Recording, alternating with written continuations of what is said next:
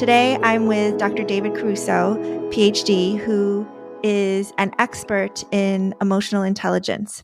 He's a management psychologist who develops and conducts emotional intelligence training around the world. He co-authored the Myers-Salovey-Caruso Emotional Intelligence Test.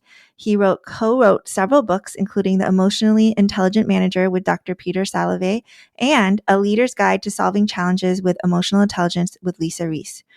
Additionally, he has published dozens of scientific articles on intelligence. Not only that, he's managed people and teams of professionals as well as 14 Little League teams. He has been married to a child clinical psychologist for 40 years, and they have 3 adult children and 4 grandchildren. Welcome to Dr. David Caruso. We agreed beforehand that we would go on a first name basis to try to be more informal. Welcome to David. Thank you, Dr. Ko, or Christine. I agree. We're talking about academic medicine and how hierarchical it is. And one of the key things about emotional intelligence is it's the basis for really good relationships. And so I think using our first names here is more than appropriate. So thanks for doing that. Yeah, thank you. I did not grow up knowing about emotional intelligence, and I think that a lot of doctors are aware of the words emotional intelligence and that general sense of it. But could you summarize in a couple sentences what emotional intelligence means to you? Yeah, emotional intelligence is still a bit of a Rorschach for people, right? They read into it what they wish, even though it's been around for 30 years. But for us, my colleagues, myself, it's an ability. It's an intelligence. It's a hard skill. We don't do soft skill work. One of the things we like to say is that emotions are a form of data or information. So why wouldn't you want more data about what's going on, either with you or your colleagues or your patients, rather than less information and less data? It consists of a bunch of different skills, reading people, their emotions accurately, leveraging those, understanding why people feel the way they feel and accurately perceiving them, and then managing them effectively to stay open to the data of emotions.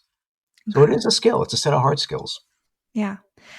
And when you say hard skill versus soft skill, what does that mean exactly?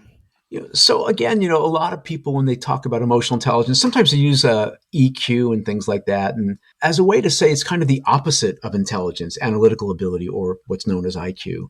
So when we say it's a hard skill, we say it is related to general intelligence. You don't trade IQ points for more EI points, in other words. It's not a trade-off. You can be intelligent in the traditional sense with super high MCAT scores, going to medical school and still having a really high level of emotional intelligence. It's not a trade-off. And that's what we mean by a hard skill. It's an intelligence. Okay.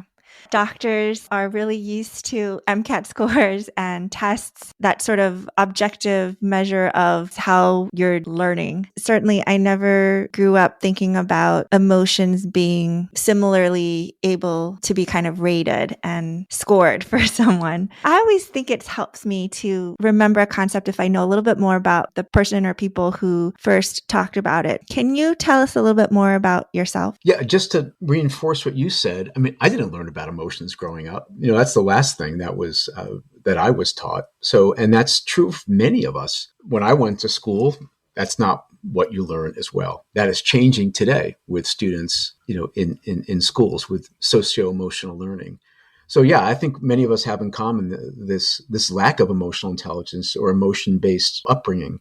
Yeah, and the way I just got to it is I was a terrible college student and dropped out because I was kind of flunking my way through college. I dropped out, washed dishes for a bit, and then got a job. I got a job in the state of Maine, where I was going to college, as an orderly in a nursing home. But it wasn't just a regular nursing home. This is when deinstitutionalization was occurring. I cared for children aged 6 months to adults aged 72 years of age who had been warehoused in this giant institution in Maine. They were profoundly, seriously, multiply handicapped, not just wheelchair bound, but lying on a mat for all of their lives. Another law was passed called the Education of All Handicapped Children's Act when I was an orderly.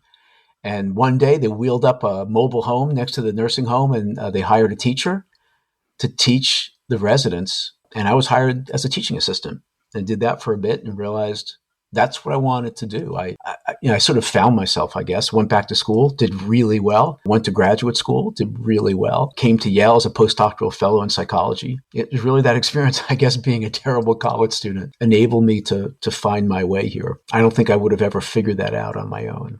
but it was some happenstance. I think a lot of people say this when you hear some of the most significant events in their life, that it's often something that you maybe couldn't figure out at first, Mm-hmm. like say college for you, that then eventually really helps you end up doing what you were meant to do. Had you been studying emotional intelligence before you came to Yale?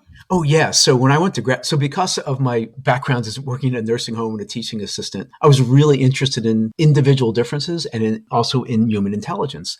So in grad school at Case Western, I studied intelligence, like what it is, how it develops, how do you measure it? And then that's sort of, I did that for a bit. And then when I came to Yale as a postdoc, it was more the broadening of the concepts of intelligence. I worked with one of the founders of Project Head Start, for the listeners who know what that is, another researcher who studied theories of intelligence. And I also kept in touch with a colleague from grad school, Jack Mayer. I met Peter Salovey, who was a young grad student when I was a postdoc.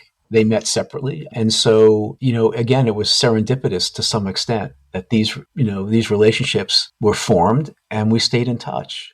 And they went on to develop the theory of emotional intelligence together, and then brought me in to actually apply all this. When you were working at the nursing home, did you see emotional intelligence in action? Unfortunately, I saw the lack of it in action, where if you had a lot of empathy, you didn't last. And I think to some extent, I didn't last that long. It was heartbreaking to watch children who had been dumped off by families into these institutions, no visitors. And I was basically their sole human contact. It was heartbreaking each and every day. And to feel others' pain requires amazing amounts of emotion management skill, which I definitely lacked then as a college student, or college dropout, actually. So I saw the lack of it in others. And I think I saw not the lack of it in me, but the fact that caring comes with a cost. And those of you who are in healthcare, talk about compassion fatigue. It's very real, and I know what that is. But, Christine, I this sounds like, therefore you shouldn't give a damn. And that's not the message.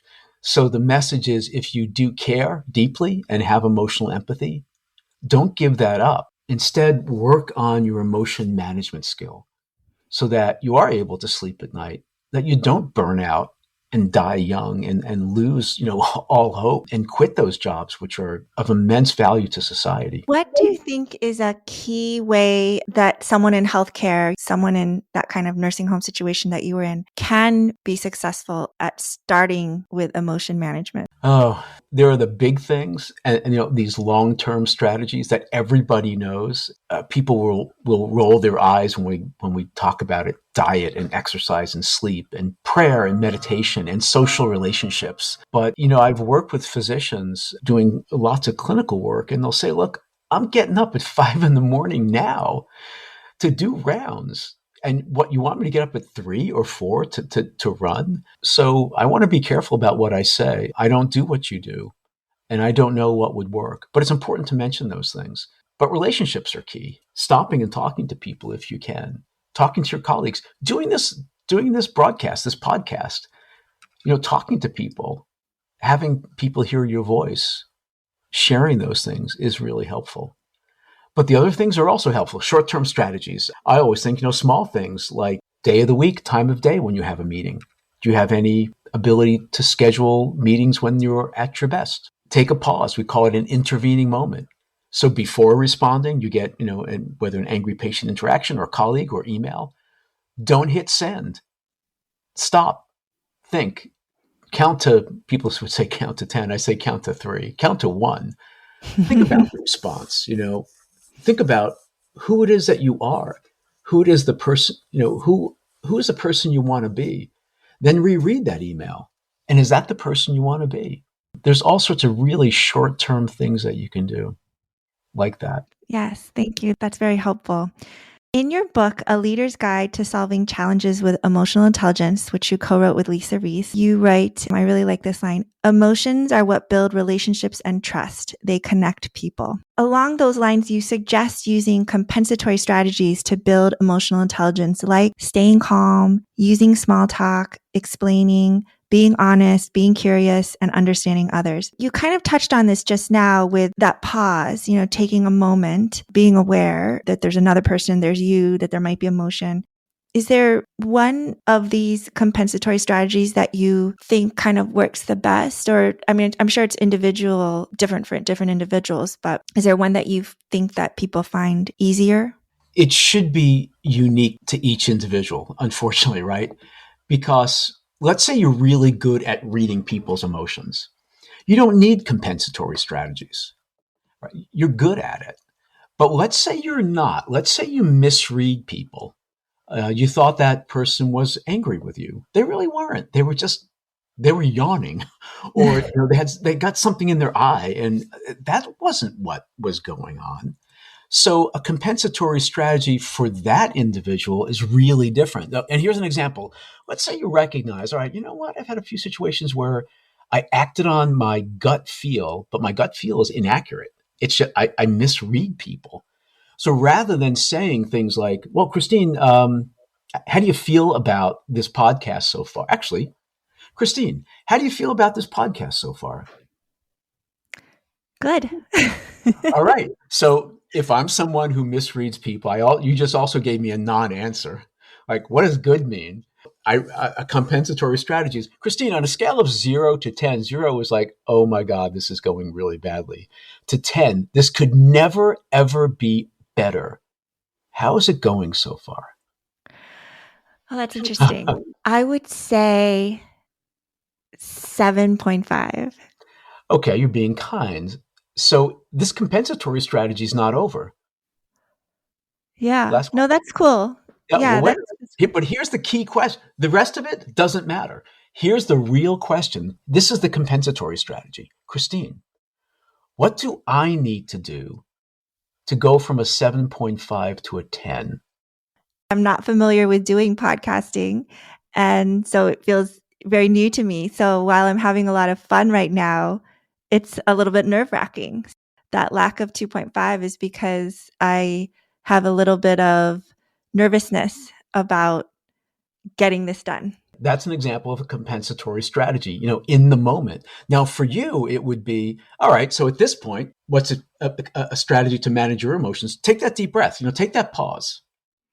I mean, do it. Now, actually do it. It doesn't take that long. Also, you're taking that pause, hit a bit reset.